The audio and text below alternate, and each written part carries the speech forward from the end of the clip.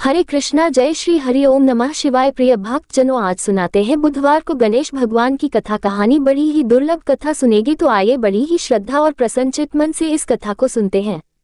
चलो कथा सुनाते हैं। वक्रतुंड महाकाय, सूर्य कोटि समप्रभा, निर्विघ्नं कुरु मे देवो सर्व कार्येषु सर्वदा। गणपति बाप्पा मोरया, आप और आपके परिवारजनों पर गणेश भगवान का आशीर्वाद सदा बना रहे। प्रिय भक्त जनों, बुधवार व्रत कथा। सबसे पहले मिलकर हम सब गणेश भगवान का ध्यान करें। हे गणपति भगवान, आप 64 कोटि विद्याओं के दाता तथा देवताओं के आचार्य बृहस्पति जी को भी विद्या प्रदान करने वाले हैं। कट को भी अभीष्ट विद्या देने वाले आप हैं। आप द्वद हैं, कवि हैं और कवियों की बुद्धि के स्वामी हैं। मैं आपको प्रणाम करती हूँ, जो अनाथों के बंधु हैं, जिनके दोनों कपोल सिंदूर से शोभायमान है, जो प्रबल विघ्नों का नाश करने में समर्थ हैं, और इंद्र आदि देव जिनकी वंदना करते हैं, उन श्री गणेश का मैं प्रातः काल स्मरण करती हूँ। ओम श्री गणेशाय नमः। प्रिय भक्त जनों, अब आप अपने अपने दुखों के निवारण के लिए और अपनी अपनी मनोकामना की पूर्ति के लिए मन में विश्वास रखकर धैर्य के साथ इस पवित्र कथा को सुनिए। एक समय पार्वती जी ने गणेश जी से पूछा कि गणेश जी, वैशाख के महीने के कृष्ण पक्ष की जो संकटा नामक चतुर्थी कही गई है, उस दिन किस गणेश की किस विधि से पूजन करना चाहिए और उस दिन भोजन में क्या ग्रहण करना चाहिए? वैशाख मास के गणपति देवता का क्या नाम है? उनके पूजन आदि का क्या विधान है? सो ये सब आप मुझसे कहिए। तब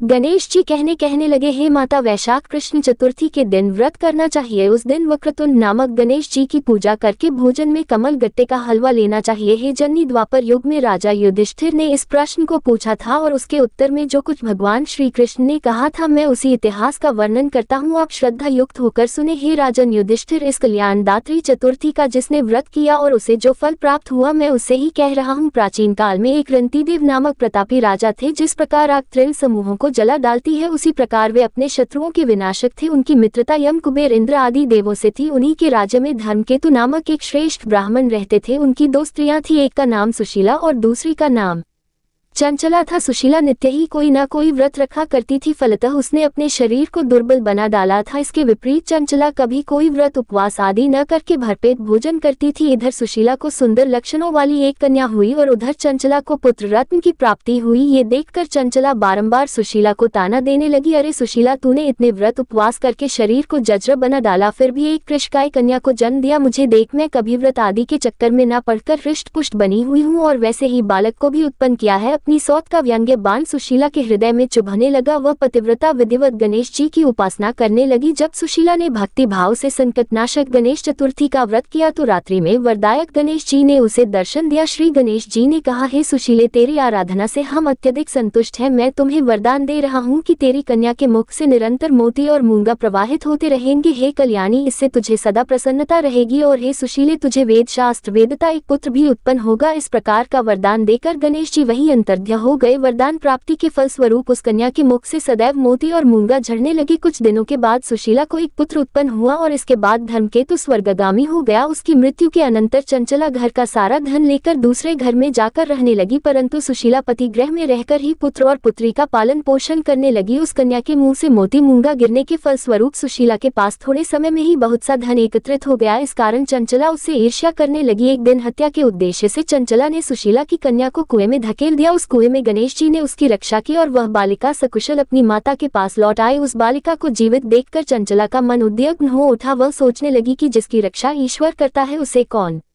मार सकता है। इधर सुशीला अपनी पुत्री को पुनः प्राप्त कर प्रसन्न हो गई। पुत्री को हृदय से लगाकर उसने कहा, श्री गणेश जी ने तुझे पुनर्जीवन दिया है, नाथों के नाथ गणेश जी ही है। चंचला आकर उसके पैरों में नतमस्तक हुई। इसे देखकर सुशीला के आश्चर्य का ठिकाना ना रहा। चंचला हाथ जोड़कर कहने लगी, हे बहन सुशीले, मैं बहुत ही पापिनी और दुष्टा हूँ, आप मेरे अपराधों को क्षमा कीजिए। आप दयावती हैं, आपने दोनों कुलों का उद्धार कर दिया। जिसका रक्षक देवता होता है, उसका मानव क्या बिगाड़ सकता है? जो लोग संतों एवं सत्पुरुषों का दोष देखते हैं, वे अपनी करनी से स्वयं नाश को प्राप्त होते हैं। इसके बाद चंचला ने भी उस कष्ट निवारक पुण्यदायक संकट नाशक गणेश जी के व्रत को किया। श्री गणेश जी के अनुग्रह से परस्पर उन दोनों में प्रेम भाव स्थापित हो गया, जिस पर गणेश जी की कृपा होती है और उसके शत्रु भी मित्र बन जाते हैं। सुशीला द्वारा संकट नाशक गणेश व्रत किए जाने के कारण ही उसकी सौत चंचला का हृदय परिवर्तन हो गया। श्री गणेश जी कहते हैं कि ये देवी, पूर्वकाल का पूरा वृतांत मैंने आपको सुना दिया। इस लोक में इससे श्रेष्ठ विघ्न विनाशक कोई दूसरा व्रत नहीं है। श्री कृष्ण जी कहते हैं कि हे धर्मराज, आप भी विधि पूर्वक गणेश जी के इस व्रत को कीजिए। इसके करने से आपके शत्रुओं का नाश होगा तथा अष्ट सिद्धियां और नवनिधियां आपके सामने करबद्ध होकर खड़ी रहेंगी। हे धर्मपरायण युधिष्ठिर, आप अपने भाइयों, धर्मपत्नी और माता के सहित इस व्रत को कीजिए। इससे थोड़े समय में ही आप अपने राज्य को प्राप्त कर लेंगे। श्री कृष्ण भगवान के मुख से इस कथा को विस्तार पूर्वक सुनकर तब धर्मराज युधिष्ठिर ने भी भक्ति भाव से वैशाख कृष्ण चतुर्थी का व्रत किया और गणपति भगवान की कृपा से अपने खोए हुए राज्य को पुनः प्राप्त कर लिया। चतुर्थी तिथि आने पर स्नान करने के बाद सोने, चांदी, तांबे, पीतल या मिट्टी से बने भगवान गणेश जी की मूर्ति स्थापित करनी चाहिए। गणेश जी को स्नान कराना चाहिए। इसके बाद जनेऊ धारण करानी चाहिए। अबीर, गुलाल, चंदन, सिंदूर इत्र आदि गणपति जी को अर्पित करनी चाहिए। वस्त्र अर्पित करे, अक्षत चढ़ाए, फूलों से श्रृंगार करे, गणेश मंत्र बोलते हुए दूर्वा अर्पित करे, भगवान को लड्डुओं का या मोदक का भोग लगाएं, कपूर जलाएं, धूप दीप से आरती उतारे। इस प्रकार पूजा करने के बाद भगवान से सच्चे मन से क्षमा याचना करें और अंत में प्रसाद को सभी भक्तों में बांट दे। अगर संभव हो सके तो घर में ब्राह्मणों को भोजन कराएं और अपने सामर्थ्य के अनुसार उन्हें दान दक्षिणा दे। इस प्रकार जो भी भक्त विघ्नहर्ता भगवान गणेश जी को समर्पित इस व्रत को करता है, उनके सभी कष्टों का नाश हो जाता है और उन पर सदैव गणेश भगवान की कृपा बनी रहती है। सभी मिलकर प्रेम से बोलिए विघ्नहर्ता भगवान गणेश जी की जय। अब सुनिए चौथ माता की कथा, क्योंकि चतुर्थी का व्रत बिना चौथ माता की कथा के या पूजा के अधूरा रहता है। पौराणिक कथा के अनुसार एक गांव में एक सेठ सेठानी थे। उनके एक बेटा और एक बहू थे। बहू सबको भोजन करा के फिर स्वयं भोजन करती थी। एक पड़ोसन ऐसी भी थी जो रोज पूछती थी कि बहू आज क्या बनाया है, क्या खाया है, तो बहू कहती ठंडो बासी। एक दिन उसके पति ने ऐसा सुनकर विचार किया कि आज तो पकवान बनाए जाए, फिर देखे कि मेरी पत्नी क्या कहती है। उसने तरह तरह के पकवान बनवाए और घर के सभी लोगों ने एक साथ बैठकर भोजन किया। आज भी पड़ोसन ने पूछा तो बहू ने कहा कि ठंडो बासी। सेठ के लड़के ने सोचा हो ना हो कोई बात अवश्य है जिससे कि मेरी पत्नी ऐसा कहती है। उसने पत्नी से पूछा तुम रोज ठंडो बासी खाया ऐसा क्यों कहती हो, जबकि हम सब ने एक साथ बैठकर कई तरह के पकवान खाए। उसकी पत्नी बोली हम जो खा रहे हैं वह बाप बूढ़ों की कमाई है। जिस दिन आप कमा कर लाओगे उस दिन मैं समझूंगी कि ताज़ा भोजन कर रहे हैं। अब एक दिन लड़के ने माँ से कहा मैं एक बड़े शहर में कमाई करने जा रहा हूँ। माँ बोली बेटा अपने पास इतना धन है कि खाया नहीं खत्म होगा। माँ के मना करने पर भी बेटे ने स्वयं कमाने का दृढ़ निश्चय कर लिया और जाते समय पत्नी से कहा मैं जब तक कमाकर बहुत सा धन लेकर न आऊं तुम चूल्हे की आग मत बुझने देना। एक दिन चूल्हे की आग बुझ गई तो वह मन ही मन घबराने लगी, कहीं मेरे पति पर संकट तो नहीं आ पड़ा। जल्दी से पड़ोस में से आग लाकर चूल्हे में रख दूं, ऐसा विचार करके पत्नी पड़ोस में गई। वहां पड़ोसन चौथ माता का व्रत और पूजन कर रही थी। पड़ोसन ने कहा थोड़ी देर में आकर ले जाना, तो बहू ने पड़ोसन से पूछा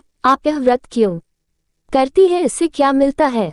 पड़ोसन ने कहा चौथ माता के इस व्रत को करने से अन्न और लक्ष्मी मिलती है और अपनी मनोकामनाएं पूर्ण होती है। अब बहू भी चौथ माता का व्रत करने लगी। दीवार पर उसने चौथ माता का चित्र बनाया। उस दिन घी और गुड़ का चूरमा बनाकर रात्रि को चंद्रमा को अर्घ देकर उसने भोजन किया। ऐसा करते करते बहुत दिन हो गए। चौथ माता ने उस बहू के पति को सपना दिया कि साहूकार का बेटा तू जागे कि सोवे, तेरी पत्नी तुझे बहुत याद कर रही है, घर जाकर उसकी चिंता मिटा दे। तू दुकान खोलकर कंकु केसर का पगलिया बनाकर बैठ जाना, आज तेरा हिसाब किताब हो जाएगा। अब तो चौथ माता ने जैसा कहा था वैसा ही हुआ। उसने घर जाने की तैयारी की और गाड़ी भर की धन दौलत लेकर चल दिया। रास्ते में एक बड़ा सा काला नाग फन फैलाए बैठा था और कहने लगा आज तो मैं तुझे डसूंगा छोड़ूंगा नहीं, आज तेरी आयु पूरी हो गई है। सेठ के लड़के ने कहा आज चौथ माता ने मुझे सपना दिया तो मैं पत्नी से मिलने घर जा रहा हूँ। वहाँ मेरी पत्नी बहुत चिंता कर रही है, मैं उससे मिलकर जरूर आऊंगा, तब तुम मुझे डस लेना। नाग ने कहा तुम शपथ पूर्वक कहकर जाओ तो मैं तुम्हें जाने दूंगा, परंतु लौट कर नहीं आई तो तुम्हारे घर आकर मैं तुम्हें डस लूंगा। इस प्रकार सांप को वचन देकर वह घर पहुंचा। वहां सभी से हंसी खुशी से मिला और भोजन करने उदास होकर बैठ गया। उसकी पत्नी ने उदास होने का कारण पूछा तो पति ने काले नाग वाली बात बताते हुए कहा कि यदि मैं उसके पास नहीं जाऊंगा तो वह घर आकर ही मुझे डस लेगा। पत्नी बहुत चतुर थी, उसने कहा कि आप घबराओ नहीं, लेट जाओ, मैं एक उपाय करती हूँ। पत्नी ने कमरे की 7 पेड़ी धोई। पहली पेड़ी पर रेत, दूसरी पर इत्र, तीसरी पर गुलाल फूल, चौथी पर कंकु केसर, 5वीं पर लड्डू पेड़ा, छठी पर गादी गलीचा और 7वीं पेड़ी पर दूध का कटोरा भरकर रख दिए। इस प्रकार वह 7 ही पेड़ी सजाकर बैठ गई। आधी रात होते ही नाग आकर पेड़ी चढ़ने लगा। पहली पेड़ी पर रेत में लौट गया और कहने लगा कि सेठ की बहू ने आराम तो बहुत दिया पर वचनों से बंद कर आया हूँ, सो डसूंगा अवश्य ही। इसी प्रकार 7 पीढ़ियों पर नाग आराम करता हुआ और कहता हुआ कि डसूंगा जरूर कमरे में जाने ही वाला था कि चौथ माता ने विचार किया कि मैं इसे नहीं बचाऊंगी तो संसार में धर्म कर्म और व्रत पूजन को कौन मानेगा। अब तो गणेश जी, चंद्रमा जी और चौथ माता ने उसे बचाने का विचार किया। चंद्रमा जी ने उजाला किया, चौथ माता ढाल बनी और गणेश जी ने तलवार लेकर नाग को मार दिया और ढाल से ढक दिया। अब बहू भी थकी हारी सो गई। दिन निकला तो लोग बेटे से मिलने आए, परंतु बेटा बहू तो उठे ही नहीं थे। बहुत देर हो गई तो माँ उन्हें उठाने गई। माँ ने सातों पीढ़ियों पर जो कुछ देखा तो वह बहुत ही घबराए और बेटा बहू को आवाज लगाई। बेटा बहू उठे तो देखा कि एक ढाल तलवार वहाँ पड़ी है। अब ढाल उठाए तो वही काला नाग मरा हुआ पड़ा है। बेटा बहू ने सोचा कि आज तो धर्म कर्म ही आड़े आए हैं, जो भगवान गणेश जी और चौथ माता ने अपनी रक्षा की। ही चौथ माता, आपने जैसी सेठ के बेटे बहू की रक्षा की वैसी ही सबकी रक्षा करना। बोलो चौथ माता की जय। अब आप सुनिए श्री गणेश चालीसा पाठ। जय गणपति सद्गुण सदन कविवर बदन कृपाल विघ्न हरण मंगल करण। जय जय जय गिरिजा लाल। जय जय जय गणपति गणराजू मंगल भरण करण शुभ काजू। जय जग बदन सदन सुखदाता विश्व विनायक बुद्धि विधाता वक्रतुंड सुचुन सुहावना तिलक त्रिपुन भाल मन भावन राजत मणि मुक्तन उमाला स्वर्ण मुकुट शिर नयन विशाला पुस्तक पान कुठार त्रिशूलम मोदक भोग सुगंधित फूलम सुंदर पीताम्बर तन साजित चरण पादुका मुनि मन राजित धन शिव सुवन शदानंद व्रता गौरी लालन विश्व विख्याता रिद्धि सिद्धि तव चवर सुधारी मोषक वाहन सोहत द्वारी कहो जन्म शुभ कथा तुम्हारी अति सुचि पावन मंगलकारी। एक समय गिरिराज कुमारी पुत्र हेतु तप कीन्हा भारी भयो यज्ञ जब पूर्ण अनुपा तब पहुँच्यो तुम धरी द्विज रूपा अतिथि जानिक गौरी सुखारी। बहुविधि सेवा करी तुम्हारी अति प्रसन्न हवे तुम वर दीन्हा मात पुत्र हित जो तप की मिलो पुत्र तू बुद्धि विशाला बिना गर्भ धारण यही काला गणनायक गुण ज्ञान निधाना पूजित प्रथम रूप भगवाना अस्कह अंतर ध्यान रूप होवे पालना पर बालक स्वरूप होवे बन शिशु रुदन जब भी तुम ठाना लखमुख सुख नहीं गौरी समाना सकल मगन सुख मंगल गावह नावती सुरन सुमन वर्षावह शंभु उमा बहु दान लुटावह सुर मुनि जत सुख देखन आवह लख अति आनंद मंगल साजा देखन भी आए शनि राजा ने जब गुण गुनी शनि मन माही बालक देखन चाहत नाही गिरजा कछु मन भेद बढ़ायो उत्सव मोर न शनि तू भयो